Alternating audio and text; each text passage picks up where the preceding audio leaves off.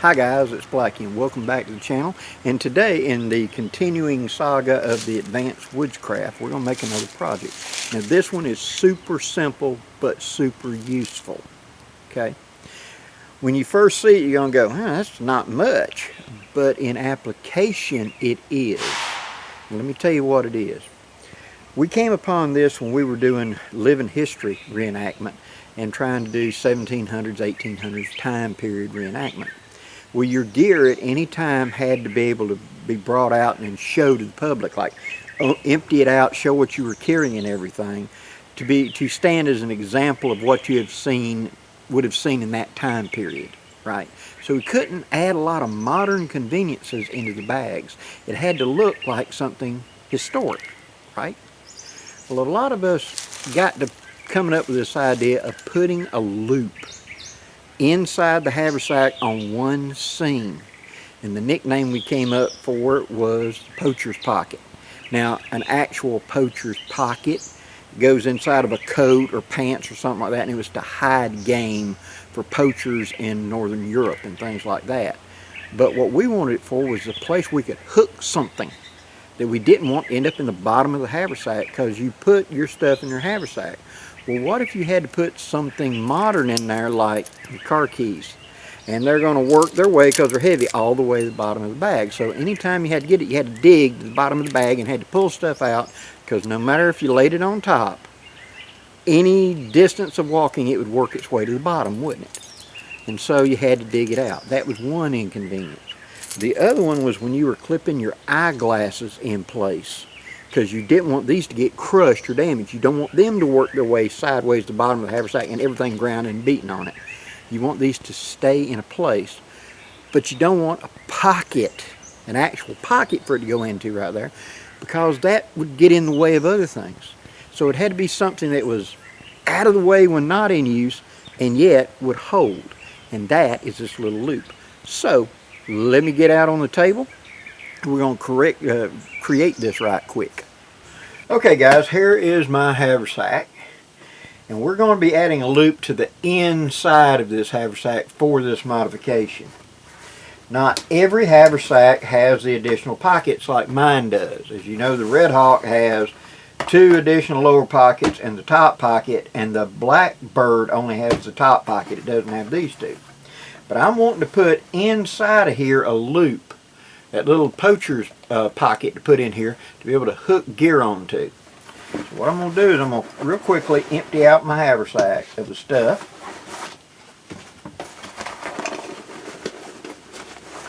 Just like that. And then I'm going to turn. Now, let's discuss which side to put it on. If you're one of those that want to wear it on your right hand side, and you're going to take your hand and come under the front of the flap to reach into your haversack. Whatever haversack. It doesn't have to be my haversack. It could be one of the Pathfinder haversacks or those made by Campcraft.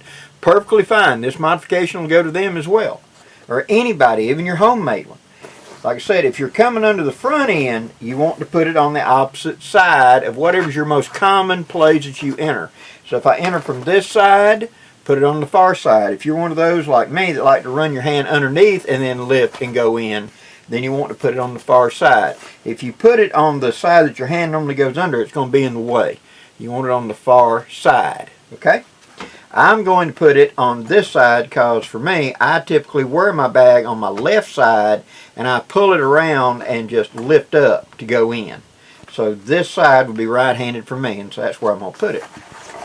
So I'm going to turn my haversack inside out to get to the seams.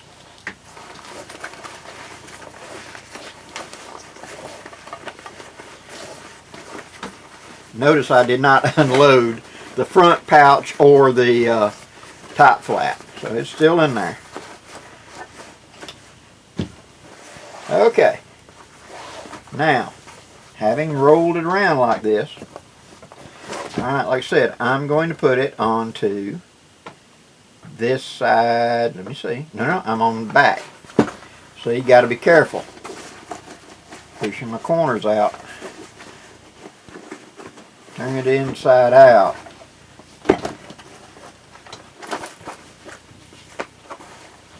This is the side I want it. on right here. So I'm going to turn that side to the top. And I'm going to make my loop. Now you see I've got this little tab right here. I could utilize that tab. In fact, that's where I'm going to hook this to. What you're going to do is take you a piece of Bankline and you're going to make a small loop in the Bankline. Just something big enough for whatever I'm going to ask this to do to be able to hook into or whatever. Make sure it's good and well tied so you don't have to worry about it coming loose. So I'm going to double loop it. Come back through. Make sure I trap everything. And pull it up tight. Just like that. Okay? Now, cut that off. Down short. And I can burn those ends to make sure it's not going to fray, unravel, or whatever on me later on. Just cinch them just a little bit. That's all you got to do. Okay? Now I'm going to take my thread and I'm going to tie a knot in the thread just like that. Don't pull it down quite tight yet. And then I'm going to go through the loop and then through that loop I just tied in the thread.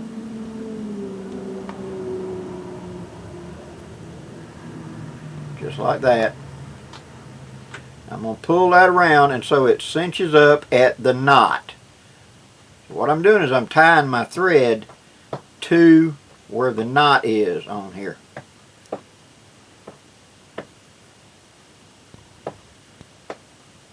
Just like that. Alright, now remove that little extra piece. And so I've got my loop tied into my sewing thread. Now I'm going to come right here at the bottom of this little tab and I'm going to put that loop right there at the bottom of that tab and I'm going to sew it to it. Now how do you sew it? Here's what I recommend. Taking and let me find another piece of cord. This will work right quick to give you a demonstration in a bigger scale where you can see it. Okay. You're going to double and make an overhand knot, tie it to make your loop, right? And then whenever you get it up there, you're going to have your thread tied to the knot. You're going to put it against there and you're going to go through, come back over, go through, come back over, so it traps these threads, squeezing it in that roll. Okay? So I'm going to put this up there. I'm going to harpoon through right there, pull it up so it's up there tight, and then I'm going to hold it with my thumb, come over the top, go back through, and what I'm going to do is trap it right there. I want it where it can't pull out, up or down. I want it to say trapped, almost like I'm suturing a wound, just like this. Ain't going to take but just a couple stitches. Okay. Once I get to the bottom, go back toward the top. Making sure it lines up and leaves that thread, that loop sitting there. Alright, now that I've made it all the way back to the top up here, now I'm going to tie it off. And how I'm going to tie it off is I'm going to go diagonally through where I've already sewed. Just go diagonally through it and let it pop out on the far side. And then when I pull it through, I'm going to open up that loop and go back through it. Okay? Pull that down tight. And then go back through one more time, just straight through. And it'll get tight. See, it's getting hard to pull that thread through there. There we go. And then go back through the loop one more time. Pull that down tight. Now I can cut that off. Now this little loop on the inside will allow me to clip, let's say, just to exaggerate example, some piece of gear, like pocket knife I want to have. If it's got a bell to it, I can put a small carabiner on here and be able to hook to it. Real easy. How about if I want, on the inside, I want a knife to stand up like this and be inside the haversack as a backup knife. I can simply run a piece of paracord through this and through that and anchor to it and have it stand up and be on one side of the haversack for ease of grab, but I can also easily unhook it and pull it out to put it on my belt. See? How about the big one, because I know everybody's going to say this, and this is what a lot of us did with this.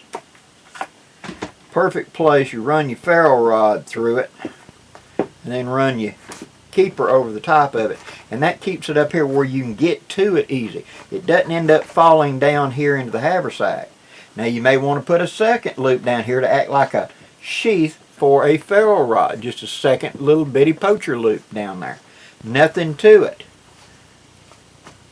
and it holds in place. This WC knife has got a belt clip. I can go through right here. This is a tight clip, just a second. There we go. There we go. And I can put that WC Mini staying on the inside of the haversack in position that I can easily get it, and I can also easily take it off. But if I'm having to move a lot of stuff in and out of the haversack, it is no issue simply to grab it and pull it off of that loop right there and have full access to my haversack. I'm going to turn it back right side out.